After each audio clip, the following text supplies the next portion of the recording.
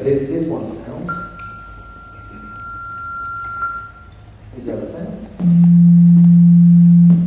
So the mix of those, in other words, we had every sample on the way, this bottom wave is what we can get. Okay, now, that's addition. If we want to do multiplication, then, well, we can do that in but the problem is with multiplication, well, they hide they call it the product.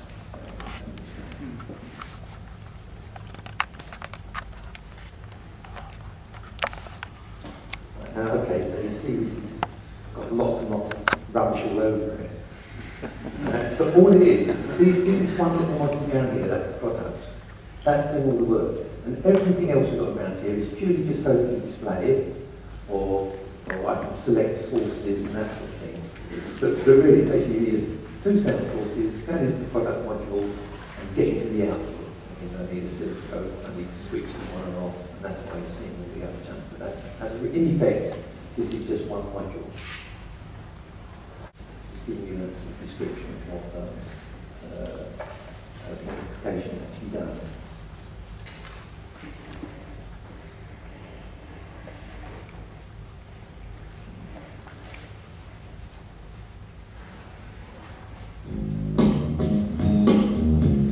Here, one of the inputs is the signal. The other input, I just put DC in. And now what that means is the DC is value 1. So that means the signal that goes in is going to be multiplied by 1, which means it's going to come out exactly the same. So I just do that. But if I pull that DC level down to the second input, basically all we're doing is we're making it quieter. So what multiplication does is basically a volume control. In this particular case, if I carry on, I can go into a minus figure, and what that's doing is that's a reverse.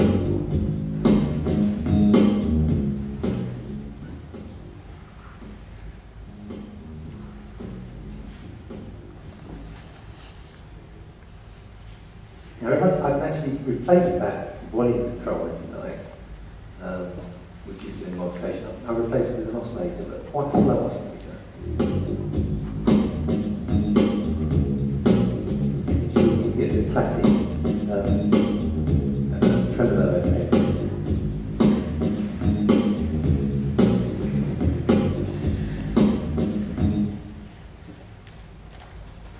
Now if I actually instead use both the signals actually are in the audio range, that's when we get the classic ring modulation.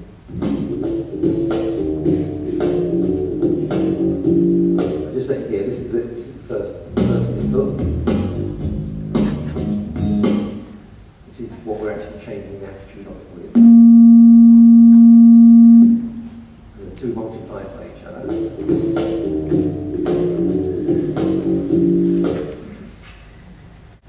Right, now, often we hear modulation used for effects. This is probably the classic one that most people know about. I am the cephalophage. Open your mind and surrender to me. This is what we're going to modulate it with. And you'll notice that it's a sine wave that's actually clipped. And the reason for this is going to emulate one of those very first ring modulators that had a very small range. And when they used it, in this particular case, they did deliberately over-modulated it and actually clipped the sound. I will ingest your knowledge, leaving an empty synaptic shell. Resistance is pointless. So that's classic Dalek. Classic Dalek. I mean, last year, we changed Kurt's voice to make it sound like he was drunk. This year, I think we're going to turn him into a Swiss chef. So.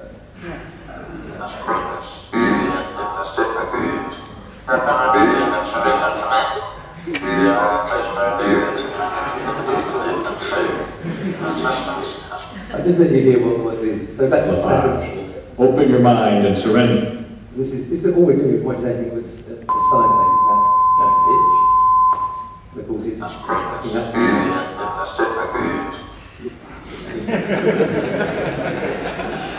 Also, what actually happens when you do this remodulation is it alters the harmonics of the sound. It actually does the sum of the difference, but I'm going to come to that in a minute. But it actually puts those harmonics out of tune. So it was often used to try and make an ordinary sound become a bell type sound. In fact, I'll just play you, this is a square wave.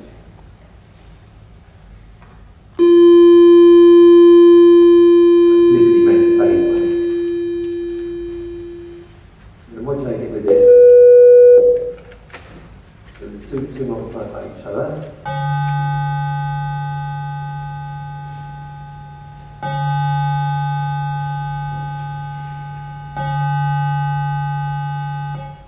Standard level.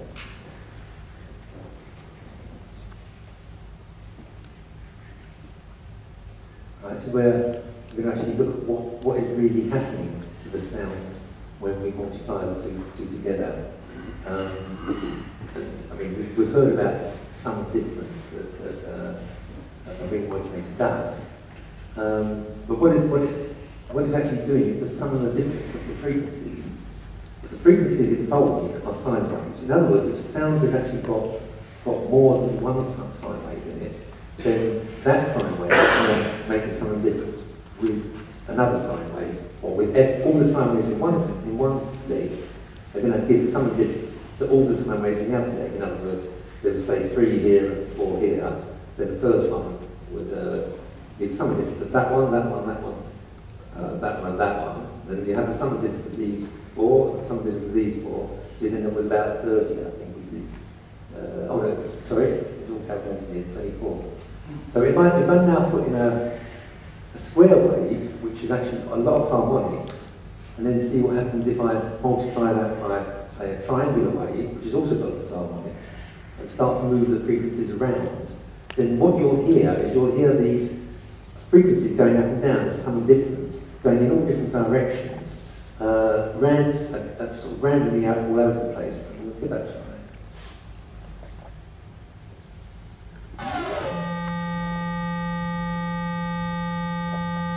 So basically, that's the sort of that's a square. Is the output. I'm never change the pitch.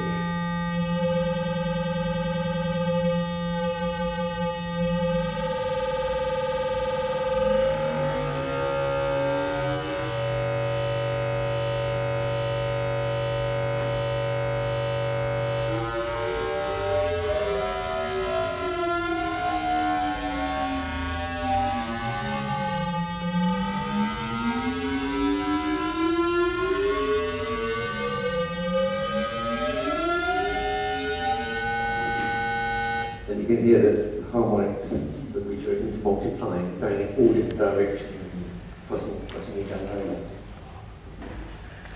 Just one thing here, just so we can hear it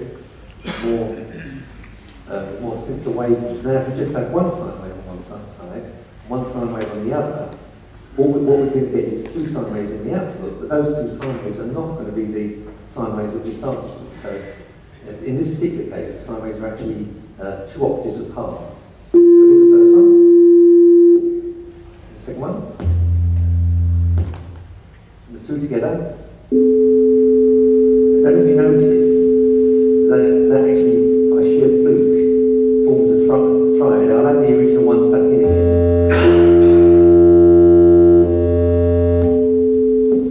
So there's actually, now, it doesn't normally happen that nicely that you're going to get a 20 triad. It's normally going to be a lot more discordant than that. Here's this is an example of that. So this is what actually happens when you say multiply 200 hertz by 50 hertz. You can see 250 hertz, which is a bit frequency 150 hertz. Okay, just want to sort of try and work out why this should be. Because when you consider all we're doing is we've got one sound, and all we're doing is we're changing the volume of that sound with another sound, or basically changing that volume rapidly. Why should that give us a pitch shift? Why should we you know, you can understand it's going to make it distort, it's going to make it odd. But why should all of a sudden a sine wave suddenly go to two different frequencies? We've not got like, any delay lines in there. In fact, the thing about this is that it's totally happening instantaneously. There's no latency at all in this system. And yet, just by purely controlling the volume of one thing with another, we can actually get pitch shifts. That doesn't make sense. So, and can we sort of prove how that happens? So, well, actually, here's sort of the proof. So, I hope everyone understands that, of course. Well, maybe some of you don't. There might be one or two that don't, but just in case, I'm going to try and describe it differently. Try and see if we can understand what's going on when we multiply these two sine waves together. Now, the thing about sine waves is that it's, I mean, it's like a square wave. You can visualize it saying it's always up for a while, then it's down for a while, then it's up for a while, down for a while. Or a triangle wave, you can say it's counting 1, 2, 3, 4, 5, 6, 7, 8, you count it down here. Sine waves have got this funny sort of weird curve, and it's very difficult to formulate that in your head as to what's going to happen, especially if there's going to be two with different frequencies, and you're going to merge them together with this weird multiplication thing. So, if we can get a way of sort of describing this sine wave in something that's tangible, something that's in the real world, then maybe we can actually start thinking about visualizing it in a different way. Now there is, actually just there is something that we can have, so in the real world, you can actually sort of see a sine wave. If, say, for example, I've got a pencil, and I put a disc there, pencil there, right? So I've got a pencil here, and I've got a little disc on there. You see I've put a little something screwed into the top of the pencil. Now if I turn that around very evenly, you're going to, you've got to look at it edge phase on, right? The actual up and down movement that you're going to see is a perfect sine wave. In fact, I'll try and get closer for a second. I don't think you can all see it all at once, but basically it's a little nut on there. I think it would help actually if I had a bigger pencil. Yeah, I'll tell you what I'll do. Let's try it.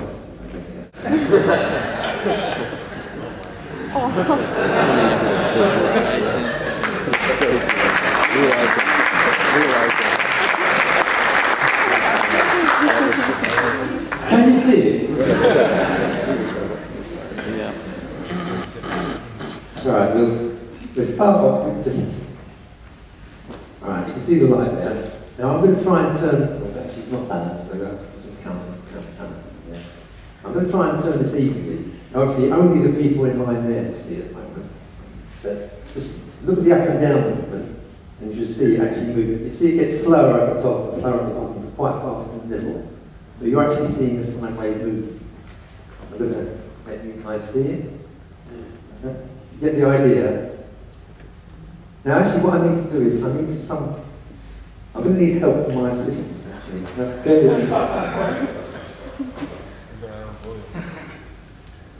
Here's my glamorous assistant. She's going to video it for us. Because I need to see what's happening here without moving around. So Is that Barbie? That's too funny. are you feeling comfortable there? Well, we're not lined up yet. Let's just try and get that video working. She's on. It is Barbie. Oh, there. Right. So you're going to have to use a bit of imagination. This is what Barbie's seeing. Okay? Now she's going to see that. You're seeing the sine wave moving around. She's actually seeing a static picture. Right? Now the thing is that this. I'll let you see there, basically that's what's actually happening. Now the thing is that we could place these lights in different places on this disc or on Barbie cam, and she'll see a fixed solid picture and you guys are going to actually see the sine wave that relates to that. So let's say I'm going to get two, I'll be sticking there, so I'm just going to counterbalance. So this, basically the blue one is a little bit lower on this line. And you should see that the blue is actually still a sine wave, but it's not going to be swinging so much. It's actually going to be a sine wave at a different amplitude. In fact, sorry, Barb's not keeping up to date. Okay? So in other words, by moving this position up and down, we're going to change the volume of the sine. So if I turn this, then you can see the green one's swinging quite a lot, but the blue one is actually it's still swinging in the same direction, the same phase, but it's actually lower in level. Next part.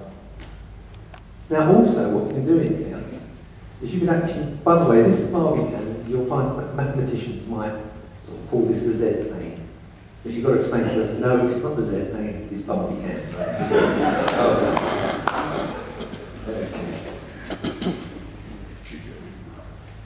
So actually that's it. You can see this one's going to be even lower in level. You see how small the blue is moving up and down. That's a very low amplitude, and the green is very high amplitude.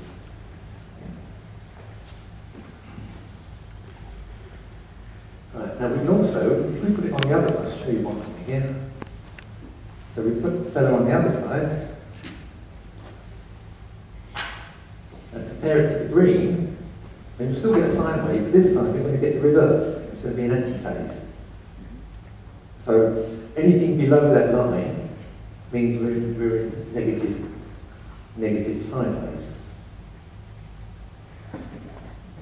Green up to the top.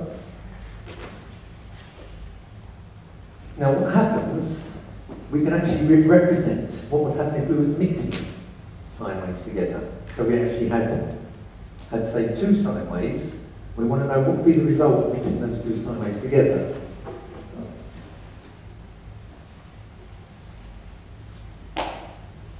So if our 2 signals, or 2 original signals, is the green and the blue, then the red one is actually going to be the mix of those 2 signals. And you'll see that the red one is halfway up. You'll notice that the red one is halfway between on barbican as well. Okay. Sorry, darling. She doesn't complain, she's very good. What if the 2 original sine waves that we're going to mix, one was actually in the positive half and one was in the negative half? Well, still the same rule applies because the red one, which is going to be the answer, is halfway. So because the green is a greater amplitude than the blue, then the sine wave we're going to get is going to be in the phase of the green, but it's actually going to be level a lot less. So, I mean, if you look at any point you look at these, the red is always, at any moment of time, always halfway between the blue and the green. But it's still, so it still makes a sine wave. So we can use this as a form of adding sine waves together and seeing what the result would be.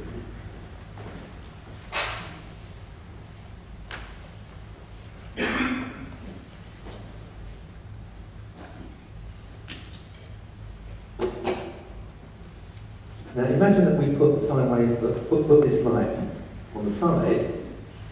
Now that's 90 degrees out of phase. Now what you're going to see when I go up and down is you'll see that both of them are the same size, but one of them is actually 90 degrees out of phase. In other words, one is happening later than the other. So you can see that. Now, by the way, all we're interested in here is the up and down movement, because that's what actually exists in the signals that we're hearing. There is the forward and backward movement does exist here, but it actually doesn't exist in our signals. That's an imaginary. So the forward backward movement, you've got to think of that as imaginary. The up and down movement that you're seeing on one side is the real one. In other words, if I could get a mirror up here and you could see what's happening forward and back, then that's what we'd be calling the imaginary. Sorry.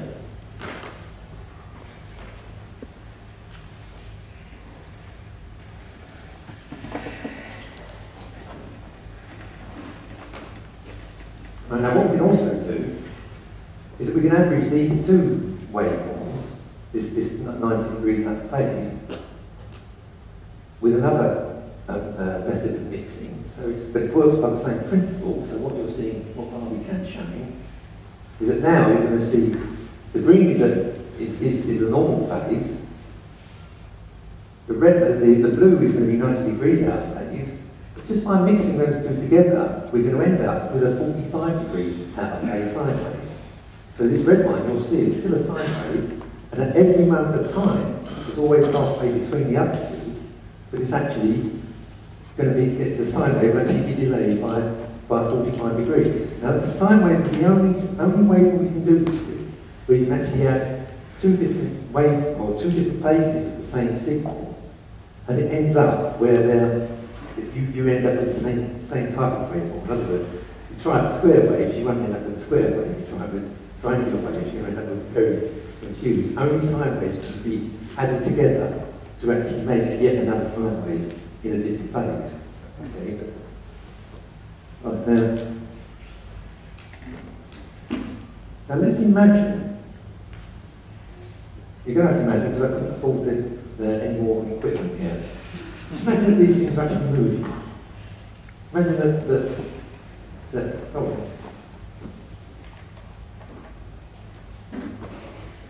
let's say, for example, Barbie is turning around at 100 Hertz. She's representing our 100 Hertz sine wave. I'm not really listening to the parts. I don't think it will help out with it. But, no, this one. Imagine that as she's spinning round, Barbie herself was to stick her hand out and actually was to turn it round, the whole disc. So she's turning it 100 times a second. But in addition to that, she herself is turning around once every second. Right? That's turning clockwise, she's turning clockwise. What speed do you think that that you're going to see from the edge of the green line? What rate do you think that it will go around? Can anyone work that out?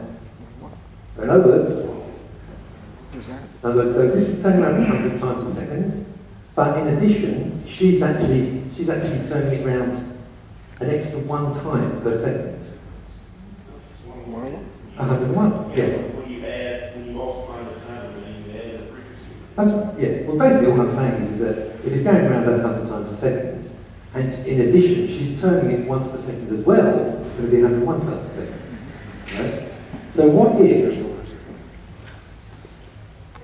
we had another one that she was actually going to turn it the opposite direction this time? So she's still going around clockwise at 100, so she's going around.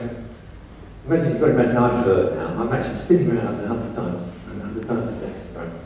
So basically, what I'm going to do, but one going clockwise, which we know you're going to hear is 101 Hertz. I'm going to have another one at the same time going in the opposite direction. So what frequency will come from the one in the opposite direction? 99 Hertz, yeah. So basically, those two together is 199. Now, if we add those two together, as we've been doing before, we can actually looking at the points halfway between them.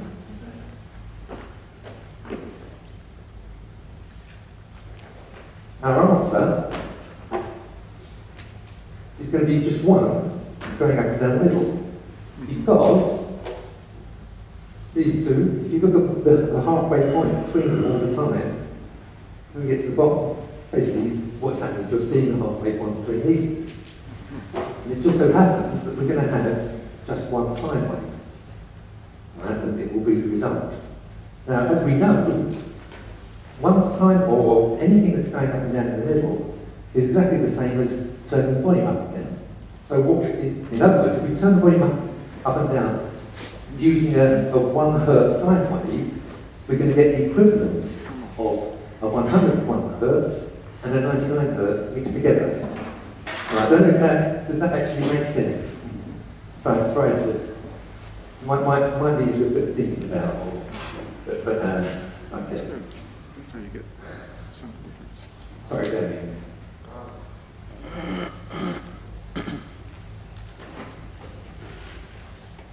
Okay.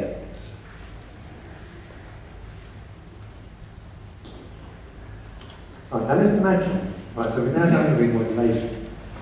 Let's think of a way that we can actually undo it. Okay, so we've got all this trouble to make this ring modulator. Now we're going to try and undo it, to un-ring modulate it. Now, you would have thought that, okay, we've multiplied a sine wave to get this ring modulation sound. couldn't we just divide it by a sine wave and get the original signal back? Well, the problem is, division by 0, you're going to go past the 0 point. There is another method we could use. But what we do is we actually use some more ring modulators. In other words, we have a ring modulator, we multiply it by a sine wave, and then we put it through a second ring modulator, that multiplies it by the same sine wave. Simultaneously, as you can see here, we have another path which will actually multiply it by the matching cos wave, and then a second time we're multiplied by the same cos wave again. So, and what happens is that when you do that, when you add those two paths together in the output, you end up back with the original signal. I know it sounds a little bit far-fetched, but let's actually try it in action. So, Is that what the formula says? the formula doesn't say that, no. Well, you could actually extrapolate the formula to maybe say that, yeah. Or the formula would at least prove it could happen.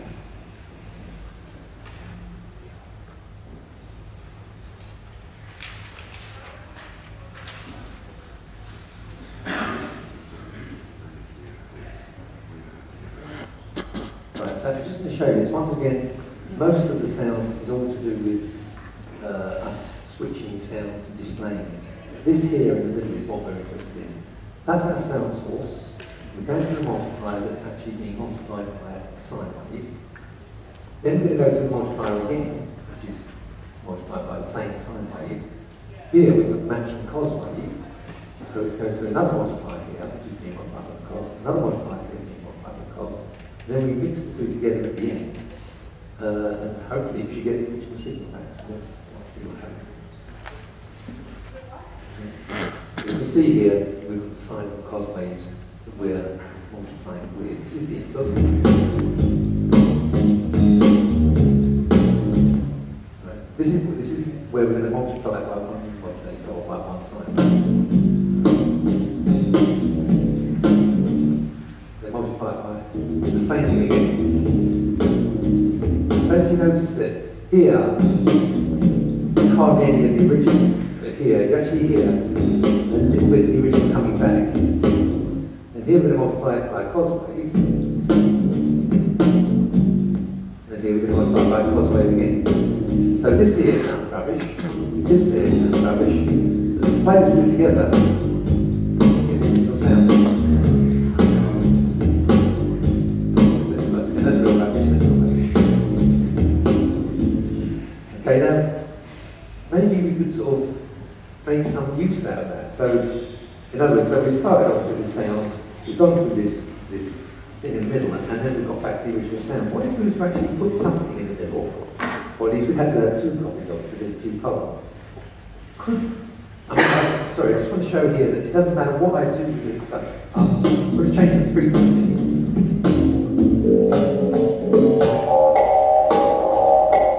So even if I have that frequency going in,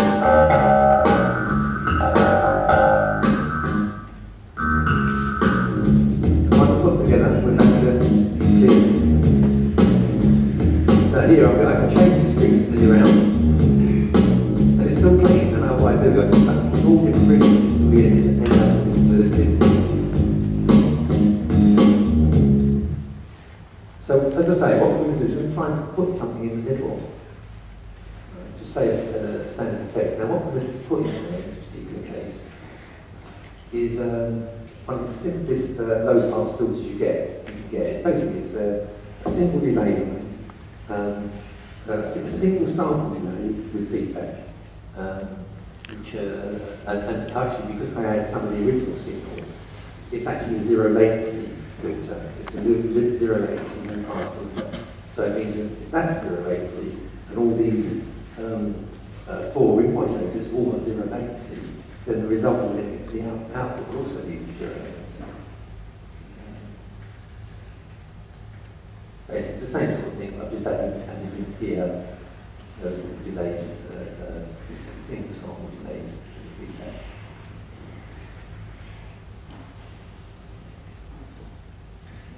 Once again.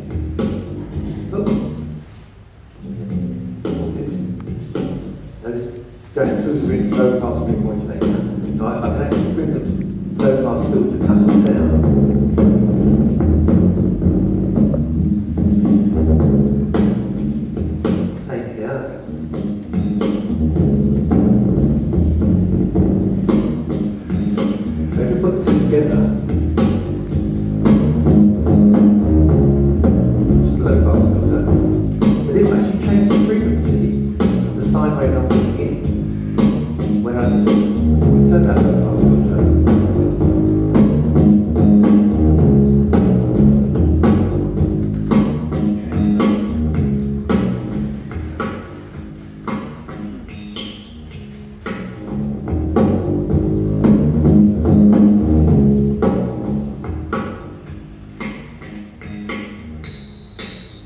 see what that is, because what's happening is that at the halfway point, we've done a ring modulation with some of the difference.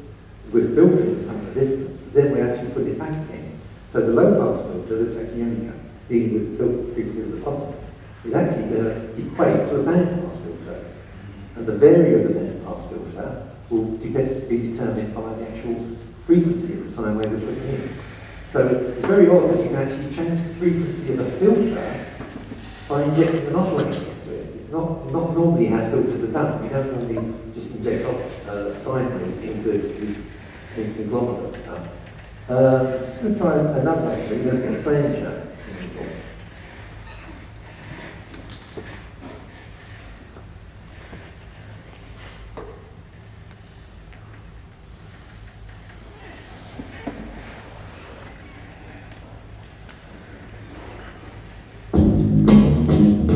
Same principle, but we haven't got the same.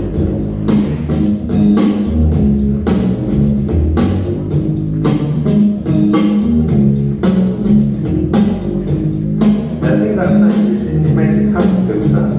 So the current filter is always of the same shape. It's always relative to the height or the actual delay of the frequency. When we do this, we're actually changing the space between the tones. They're going to move in a different fashion. So you're going to hear something you don't normally hear.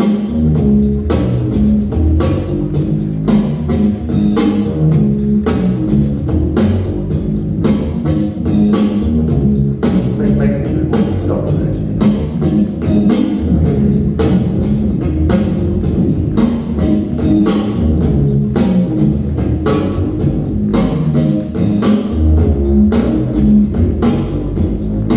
If I do this as a delay line,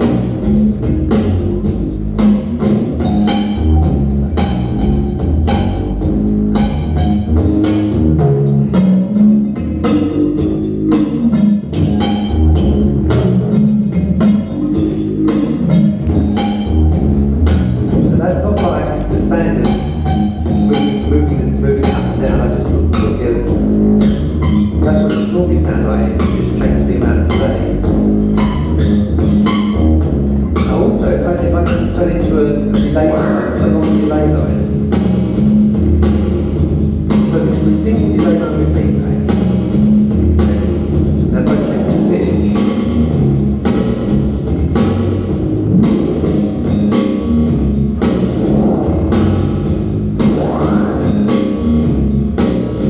you hear that the actual delays themselves are coming in. They have this strange sort of ringing, the feedback voices have this strange sort of ringing.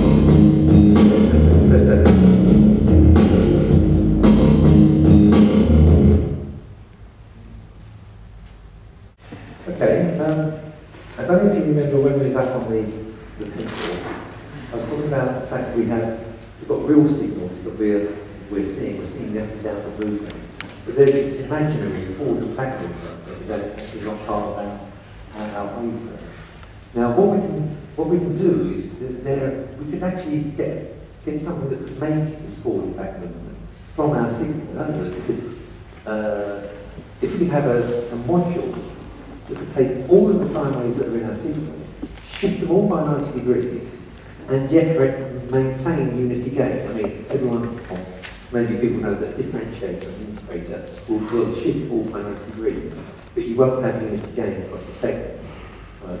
Well, it just happens there is one king, it's the Hilbert transform, which is basically an FIR, but it's just certain taps have right values. And what we can do is we can actually then get both the real signal and the imaginary signal. So that's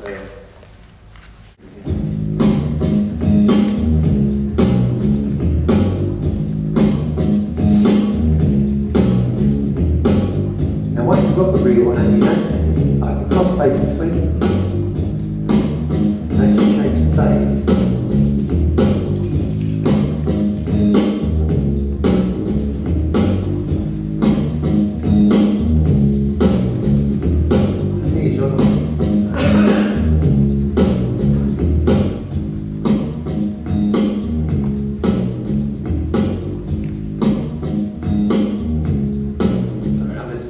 This is one.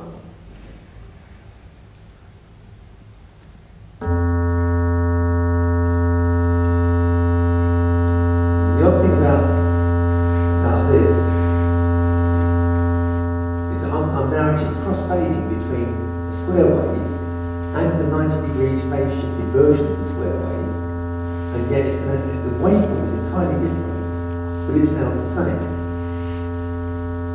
So you can't hear, that's what we're hearing, that funny shaped waveform, whether I stop it or not. It just sounds the same.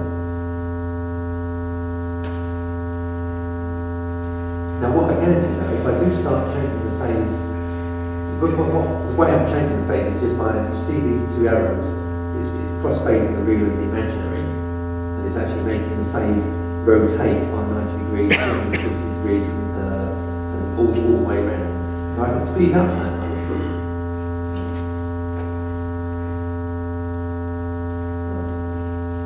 If I speed it up, I can actually turn it into a pitch shifter.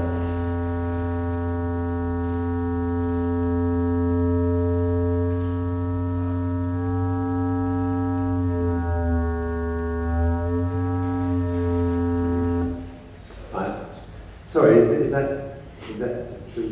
Okay, right. You can just turn the copy down again. So basically, what we're saying is that it's now become a pitch shifter, whereas the ring modulator used to give us the sum of the difference. This only gives us the sum without the difference, or it can only give us the difference without the sum, depending upon whether we rotate it clockwise or anti-clockwise. Excuse me, is it a pitch shifter or a frequency shifter? It sounds like a frequency. It's actually a frequency shifter, sorry, yeah. It's shifting, the problem is the harmonics are still going out of tune, so you can't use it. So actually, that's what we call the single, I'll just show you the single side now. One thing about that, I don't know if you noticed, you couldn't hear the difference between the two shaped waveforms. But here, you can, if we actually have those waveforms different, both instead of left and right signals, you will be able to hear the phase difference between the left and the right channels. Try not to.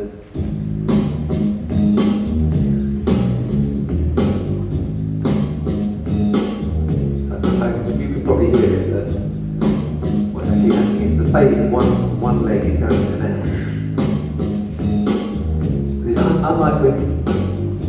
Unlike when you sort of do an antiphase, you switch antiphase here, you actually go in stages between those.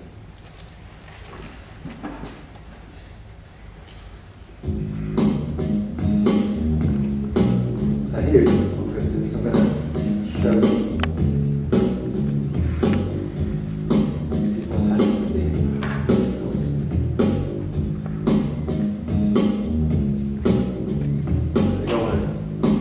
To a frequency shift, that's right.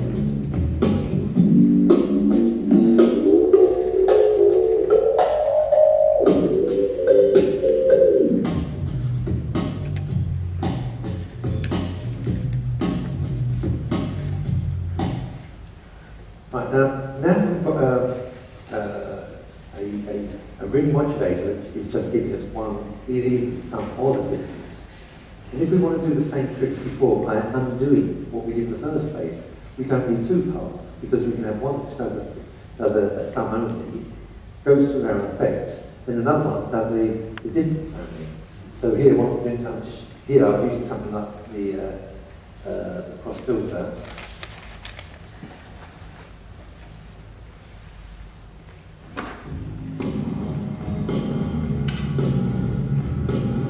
So that is actually the cross filter, it's reverb. I'm just going to let you hear what the reverb itself is.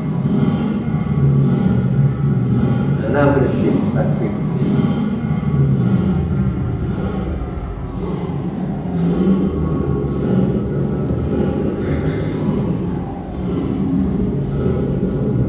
Of course, it takes time.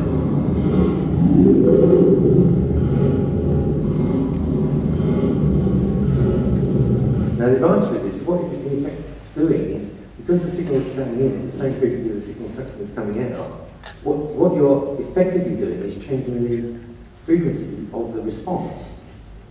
So that in real time, you don't have to keep refining it in. You're just, the response frequency. It's like you're moving the frequency of the response up and down. And in fact, because of that, you can even modulate it.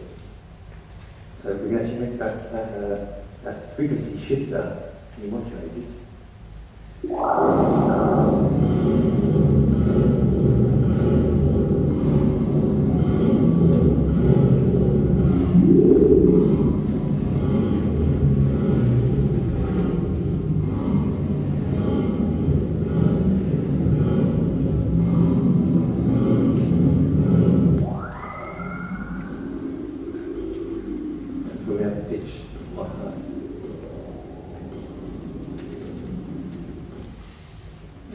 I could sit there ages, quick phase and play all different things, but now, another thing I don't know if you realise, you know when we was doing this trick again with me turning the lights around, if I had turned the lights around, say, more than, say I mean, our Barbie was turning around 100 times a second. If I was turning the light around backwards more than 100 times a second, then what you guys would have seen would have been an anti-clockwise version of the sine wave. Well, saying that, to you it's going to look just the same. Anti-clockwise and clockwise is still a down movement. But now that we've actually got the Hilbert transform, and we've actually got the imaginary as well, then the antiphase, or the negative frequency that we're talking about, that's what we call it, antiphase or anti-clockwise circulation of the negative frequency. The negative frequency is something that is actually tangibly different to the positive frequency. Now, the problem you get with ring modulators, even a single sine wave modulator, is when you bring the frequency down, once it goes past the 0 hertz point, it becomes a negative frequency, and we start to hear it back up again. It comes back into the audio range, so it flips over. So, I'm just going to play here. Now that we've got the Hilbert transform, we can actually say, let's cancel out the negative frequencies and only the positives. So what's going to happen is we're going to have a pitch shift. You're going to see the shift go down, but anything that goes off the bottom, rather than wrapping back around again and coming out, is just going to disappear into nowhere, because we can cancel out the clockwise and the anti-clockwise. This is without this. This is what would normally happen with pitch shift. You see the bass go down.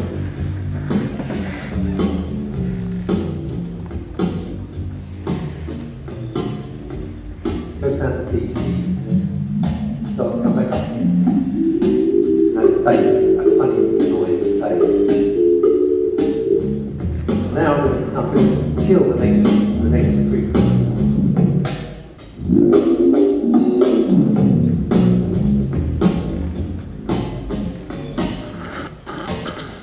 Now this time the bass has disappeared.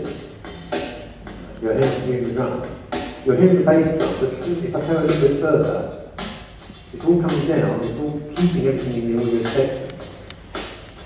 Bass drum disappears. So it's still a snare there. Carry on.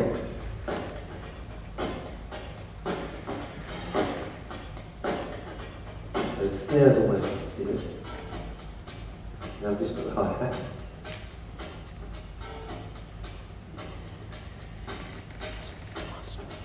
Carry on, even the open hi-hat is going to disappear.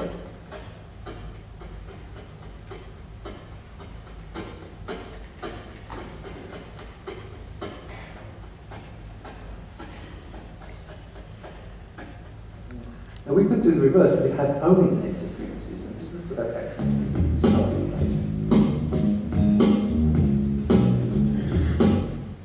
So here, because it's starting off as everything is positive, we've got nothing. And I'm going to shift it down. We're going to go off the bottom, and then the negative frequencies will appear.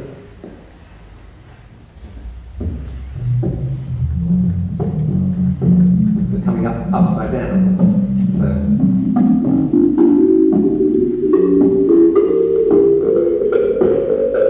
That's a bit loud.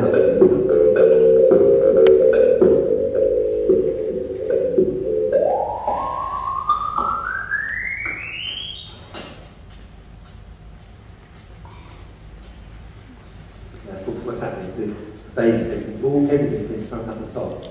Normally in the ring complex, it would have filled up the spectrum, it would be back to around. And we're cutting it.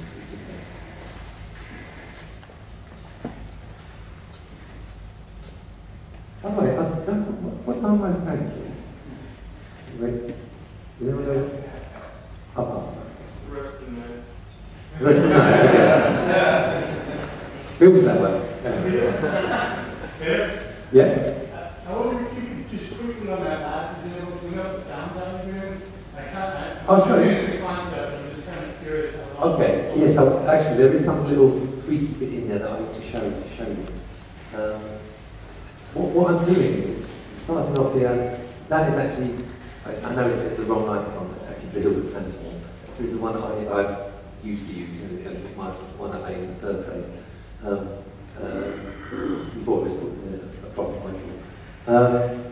But basically what's happening is that we shift it by 90 degrees, we get the matching delay, we put it through a quadrature oscillator. What the quadrature oscillator is doing, that's doing the turning up and down of frequencies. Then I'm getting another 90 degrees phase shift up. So basically what's happening is that we're doing these two, we're maintaining, so we're doing these two here. What those are doing is that's in effect turning by 90 degrees, but at the same time having another 90 degrees one turn with it. So that sort of thing. So we've got it rotating, but we're maintaining the silent, or the real and the imaginary. We're maintaining two signals. Then by going through another 90 degrees phase shifter, what's happened is that we started off with the signals went positive. Yeah, we started off where we had the real and the imaginary for the clockwise one, and we had the real and the unimaginary, or the negative imaginary for the negative one. When you do a Hilbert transform, it just takes all the signals and it makes them all real. Or sorry, it makes them all clockwise, it makes them all positive. So now we've got two signals, we've got the positive signal, and we've got the folded over positive and the folded over positive and negative. And just basically by mixing the two together, we end up back with the original signal. So you have to go through a second Hilbert to actually make the other. Does that make sense? What is the Hilbert? What is the Hilbert transform? The Hilbert is the 90 degrees phase shift. It's making all basically it's producing an imaginary from a real signal. Is that? Maybe I can put this one way. This is not a very good way of doing it. The way I've done it here, I mean, it works. But I could have actually done just one of them, only a second Hilbert. I didn't need both of them. I was just trying to maintain this real and imaginary, so I do things further on in the chain. But in reality, I could have just mixed that one with that one, and probably got the same result. So this circuit probably more complex than it needs to be.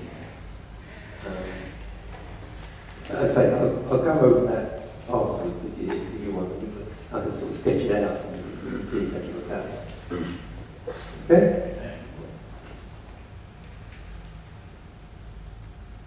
Right, now, taking this one stage further, we've got a situation where we've pushed all the frequencies off the bottom, and they've made it disappear at the bottom. What if we then pull it back up again? We basically have an empty bottom, the frequencies below. So we get the original signal, but nothing underneath. So it's a high-pass filter, but it's a very, very sharp high-pass filter. There's no sort of horrible ripples in it. Let me just play it. So this is the high-pass filter. Now I'm going to cut off the bottom.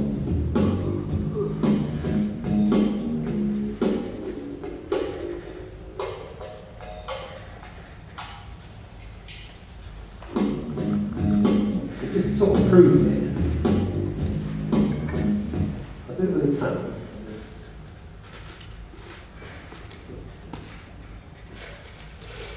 Right, so at the moment you see there's no tone.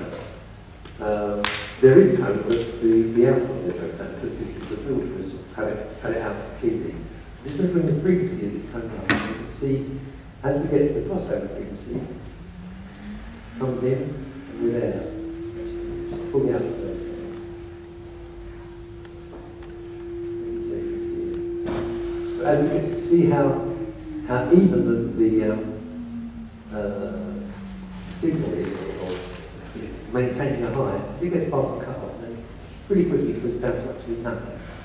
I'm just going to try and do it exactly. Try cut off there. No signal, no signal, no signal, no signal, no signal, no signal. As soon as we get up to that frequency, it's in. And then on it's even all the way. It's a nice even filter, then cuts on, which is very, very kinetic. You can make it as high passes and low passes, combined on 8-band passes, with very sharp cut-offs, with not that much degradation to the frequency response as you're approaching the cut-off. Just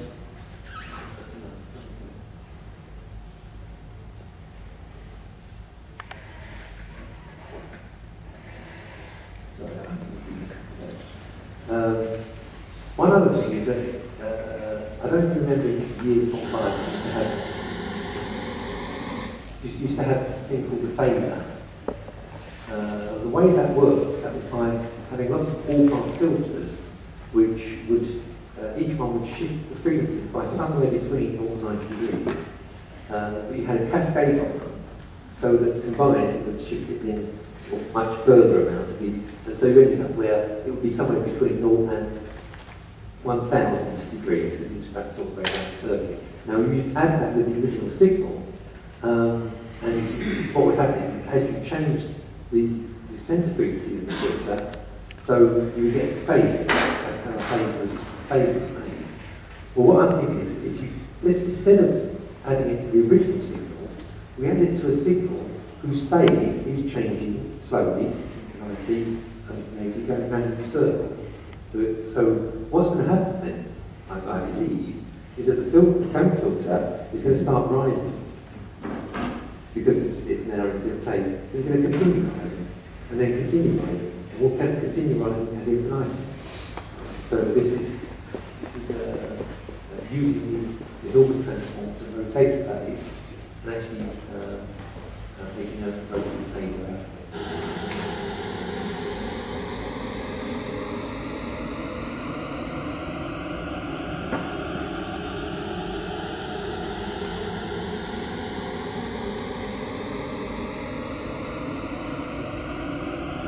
Everyone see the noise?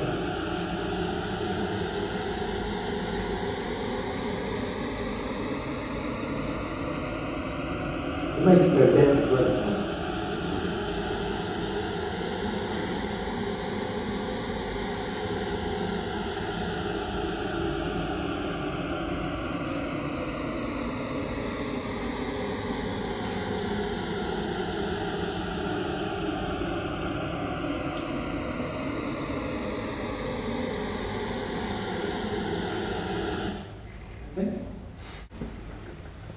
If it's a reach, just tell me. Bob mode and drum mode and all something, dome filters. Just what you're talking about. Yeah, I think. Was that, are you familiar with that? If it's what I think it is, it was the. 1630. That's right. It was the you use the same principles to build the transform. What they're doing is that you've got, because you could shift things by 90 degrees, but all the levels were wrong. What you in effect did, you would filter a band, shift that by 90 degrees, filter another band, shift that by 90 degrees. And this, in effect, what the Hilbert transform is doing is the same thing, but it's got a lot more bands. You know, it's like It's 32 was still. 32. Oh, okay. That's right. They used to use it for, from what I remember, they used it for to try and anti-Howell. I put it in my Johnston and Howell is actually used. Yeah, yeah. That is. Yeah, Hilbert transform is just because you haven't got a lot more processing power than you have in the analog domain. I think also the Dolby stereo use that same principle, analog-wise, for the surround speakers to get them to be that phase. They limited it, they banded it to a very high frequency, so you didn't need to. Yeah, so you didn't need so much processing to do so much electric to get that. Okay? Same for Marvel Call thing. That's right. Yeah, and then Shepherd. That's right, yeah. That's right. So I thought I was the first to do it, but I think... But it's fascinating that you've done technology as a form. That's right, yeah. Oh, yes, I mean, yeah. It must have cost an absolute fortune, yeah, because I know how many filters, and how many analog-wise, how difficult it was to actually achieve that. Yeah. And the phase, I think, what actually happened, the phase shift that actually went sort of a little bit like that on the way down the frequency as it went to the center bands. But with this, it's sort of spot on right down the middle, you know. That's why you're talking about zero latency. If it weren't zero latency, it would be perfect. Yeah, once we got to the hill, we don't have to do zero latency anymore. That's gone. That is huge amounts of latency. So I forgot to mention that. But yeah, zero latency was okay for the dual side bands. But yeah, this one does need processing. Yeah. Is that okay? Thank you. Peter, I have a question. Yeah. Those filters, are they identical? Are they cascaded? Or they have a series of? They're cascaded. They're all identical, but we do change the frequency in them. But I wasn't particularly changing things. Yeah, they're all identical, but I did have the ability, though I didn't do it there, to actually change the spacing of the teeth. But yeah, So that's the tooth spread? that's the tooth spread, yeah. But you see, the actual formula itself is identical in the whole cascade. What happened to Carol? Was they ever done that Harold, you mean? The cascade. I think, yeah, so you had two streams of And it. there's the difference But in frequency. I think what it would do is it would just give you teeth in a different place. So it'd be, I think actually you might find it be exactly the same as if you cascaded it on the end. There's oddly because you're still going around the phase. And I need to think about that. I think that might be the case. Yeah? So is this kind of like a different way of creating like the shepherd drum or the shepherd effect using something other than regular oscillators or sample, for example? The difference with this is it's a filter, so you can put other signals through it. I put white noise through it, but you could put a signal through it that's actually pushing them. Or got that pushing to it, two or three sounds. Whereas the shepherd tones are actual oscillators that are fading in and fading out. And it's not quite the same technique, though the other thing that is always moving upwards is the same. So yeah, it's a difficult, but it's a getting fish, but same thing. Does that make sense? Yeah. Yeah. In traditional like crossover systems for cloud speakers, like 12, 18, 24 decibels per octave. How quickly would you say this drop off is? I need to do experiments on it.